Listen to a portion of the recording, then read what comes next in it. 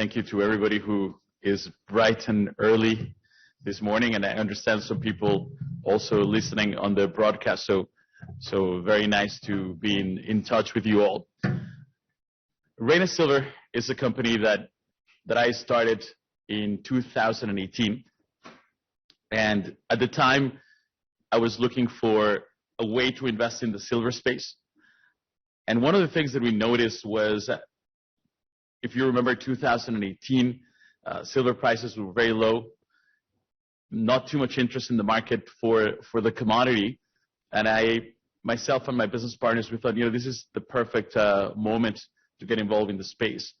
So we reached out to several people, primarily in Canada. And one of the people I had an opportunity to meet a few years earlier was Peter McGaw.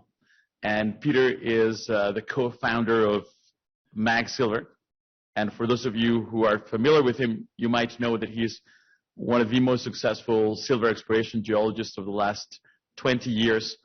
MAG Silver, of course, a company that went from a market cap of 10 million in 2003 to now been in production and a $2 billion market cap company. So I went to see Peter. I sat with him in his house in Tucson, and he said to me, look, you have two options. One is you can look for projects that, people have tried it and maybe need $25 to $30 silver to work. You can take one of those, certainly available at the time, and you can see if you can make it work. But I wouldn't recommend that. What I would recommend that you do is there's so much to be discovered. So little money has gone into exploration, particularly for silver over the last, at the time, 10, 15 years. And there's so many incredible projects in North America that we could work together on. And he mentioned to me two projects in particular, Guigui and Batopilas, which are the two projects that were part of MAG Silver's original IPO, and which are now the two assets that Reyna Silver is actively exploring. So we did a deal in 2018 for Reyna Silver to acquiring Guigui and Batopilas from MAG. Had the good fortune of going public in 2020, just as the market was really taking up and investor interest in silver was back. I will be making forward-looking statements, so please do your own research. And really what we did is we put together a company that, in a formula that I think is what you want to look for in a public company that's doing exploration.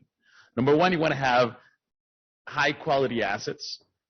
For us, high quality means something that has already some indication of high-grade silver, either because it's right next to a project that has produced high grade, or because the project itself was a former producer in the colonial times. And secondly, we want it to be large.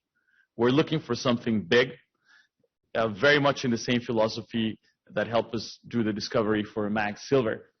We also, I'm a big believer, and I think all of you will have had this experience as investors, that you want to attach yourself to people who have been seriously successful. And on that front, I'll be speaking a little bit more about our team. We also are well-financed to achieve our exploration goals. And lastly, we have strong support from a number of institutional investors. I'll give a little bit of a snapshot of what our company's assets are like. Guigui and Batopilas, which you see at the top, are the two projects that came originally from MAG Silver. Guigui was Peter McGaw's doctoral thesis, and it's what we believe has the potential to be the continuation and the missing part of the Santa Eulalia district that has produced over 500 million ounces of silver.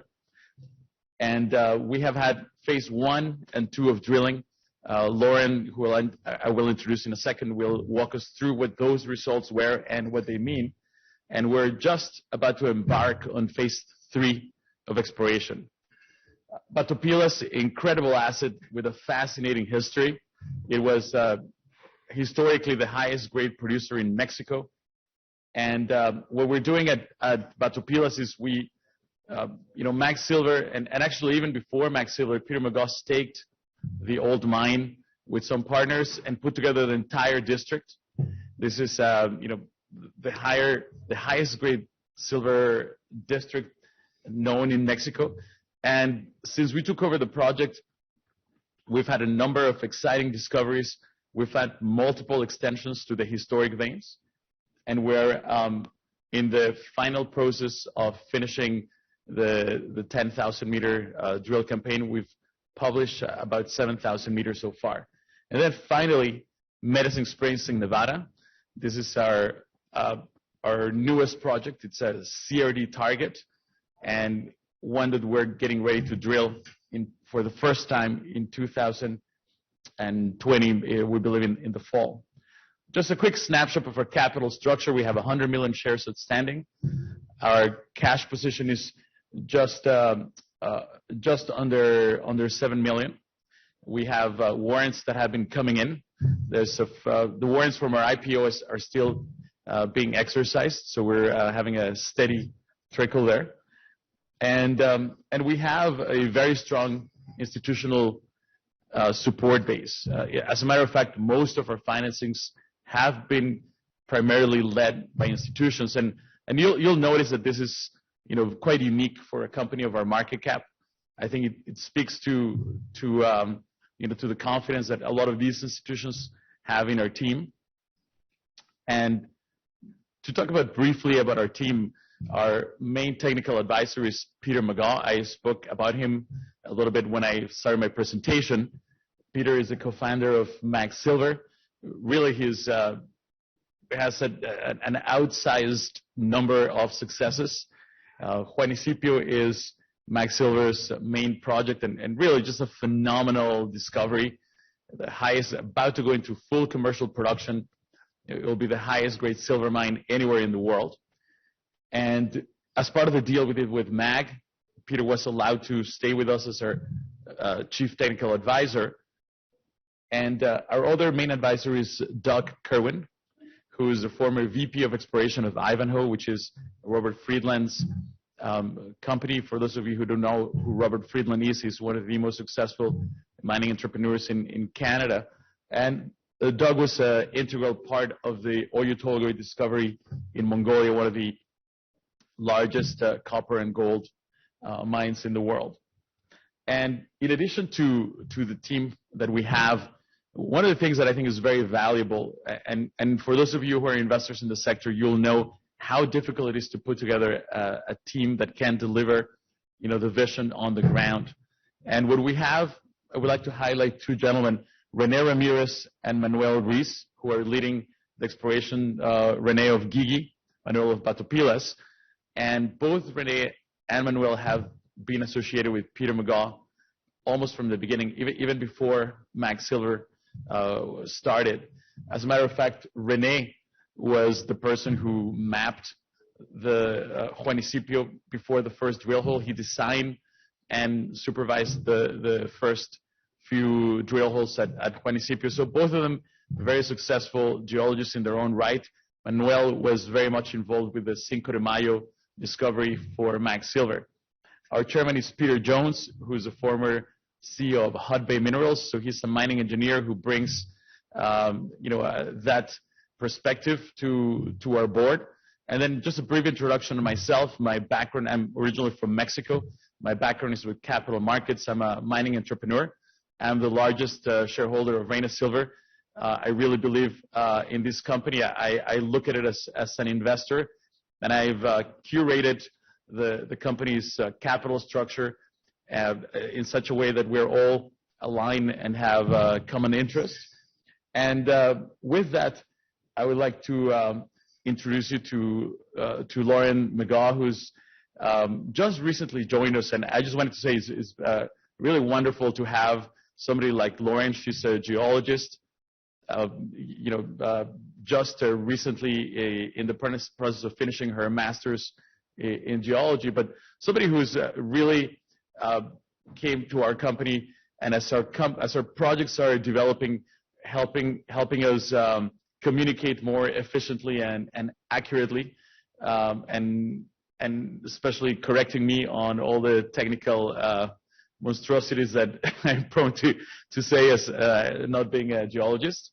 So Lauren, welcome, and I'll give you the clicker. Eventually I'll finish that degree, but in the meantime I get to spend time learning from Jorge, and that's been quite the experience, and especially because we have a focus on high-grade district scale.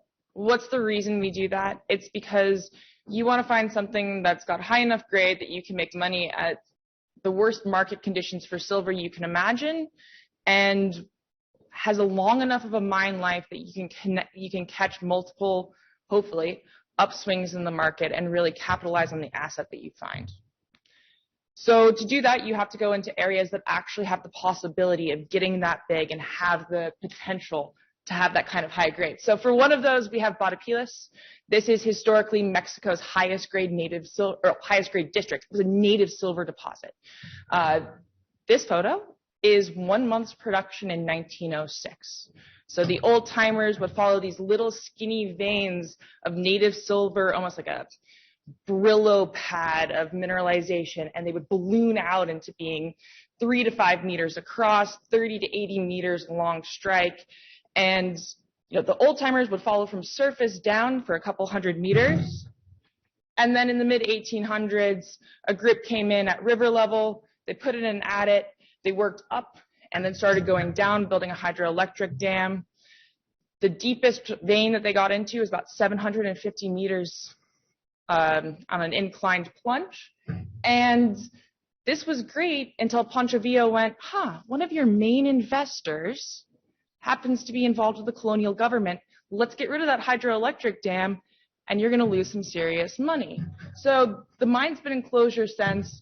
Jorge talked a little bit about how he brought this project online, but I'm going to talk about what we're doing here now. This is a case of what the mineralization looks like. It's really pretty stuff. This is an area that the Spanish came in looking for gold. They found silver. We're a silver exploration company. We came in, and where you see that purple area, that's the historic native silver district. And we said, okay, let's project those veins into the northeast. We know there's native silver down below. What's up in the north? And what we discovered is a gold zone. So the recent drilling results that we came out with is we've discovered that there's a second style of mineralization based off of what we can see in terms of the style and the way that it relates to the silver.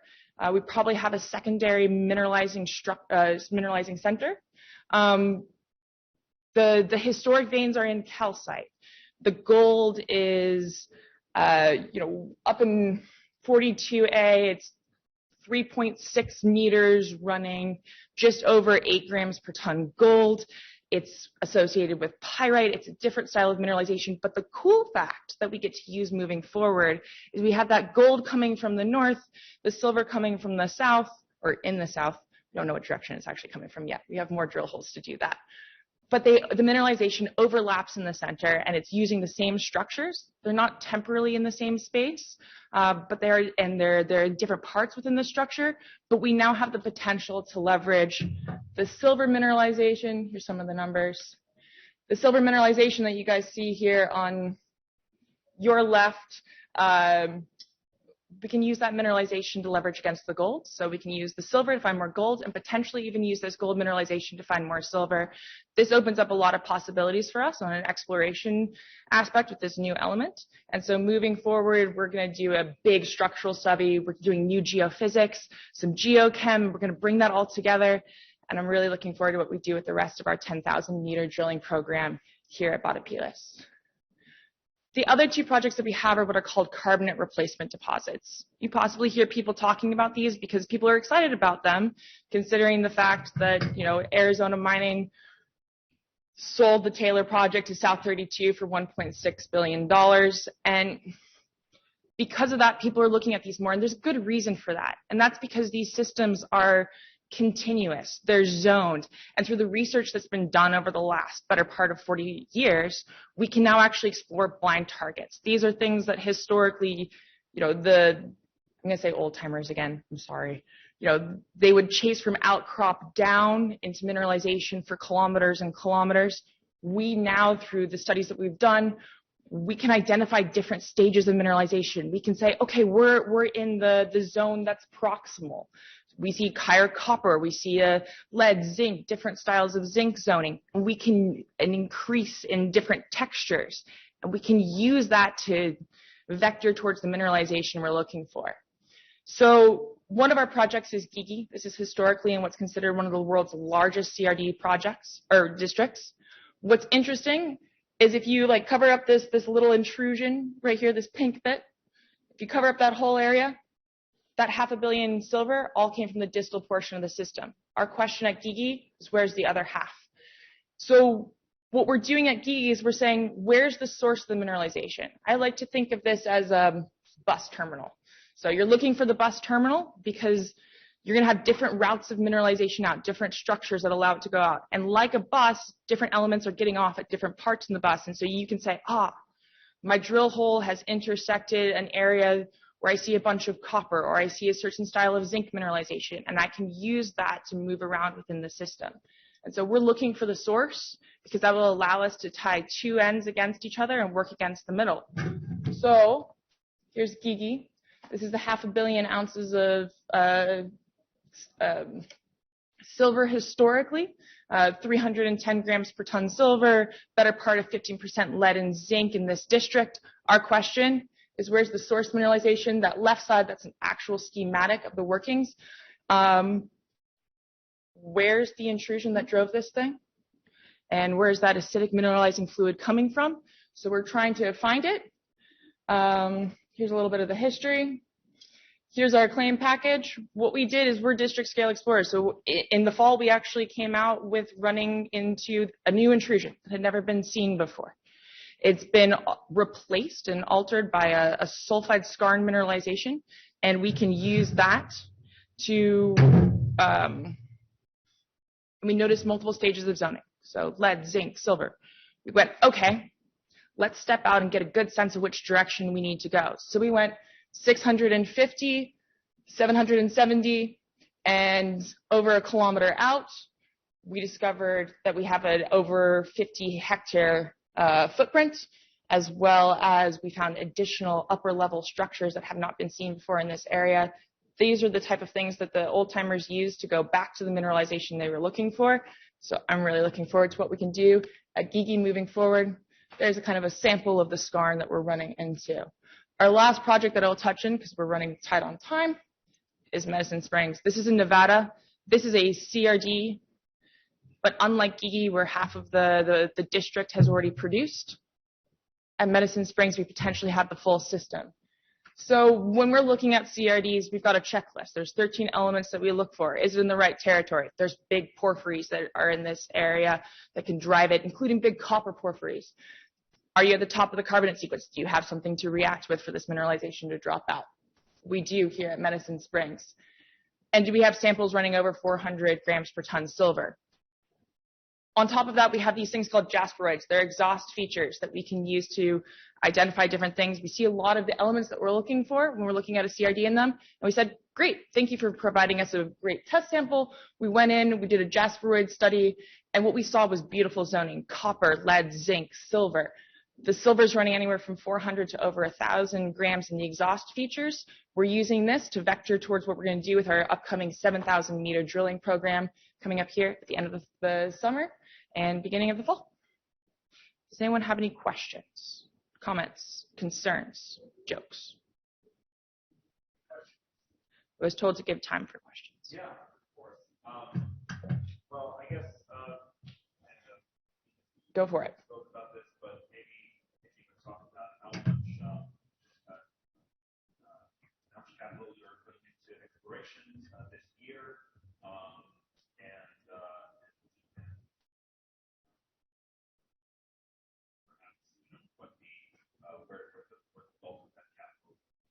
Yeah, so we're lucky to have 3 projects that we're going to be doing drilling at. We currently have a budget for around $8 million in terms of the upfront full programs that we're doing. We're lucky to be having those warrants coming in. that's allowing us to fund that drilling. And we have 3 targets that most companies would be happy as their primary. And so really looking forward to see maybe one of them will become the standout star. But until then, we're going to be working on moving these 3 projects forward together.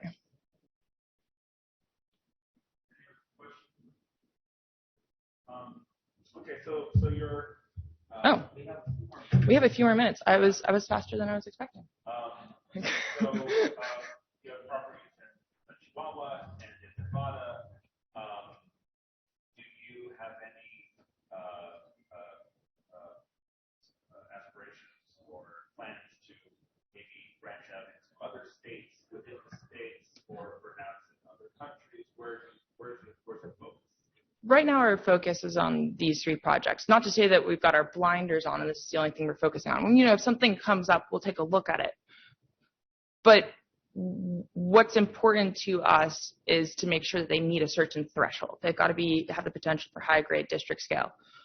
Right now, we have 3 pretty great legs on the stool, or 3 pokes on the trident, as it were. And so I think right now we're going to focus on these 3 programs, especially because we've got 8,000 meters coming up with Guigui, 10,000 meters finishing up with Batopilas, and then Medicine Springs coming up with 7,000 meters. Perfect. Any other questions? Okay, well, perfect. Thank you very much. Thank you. I will turn this over to you.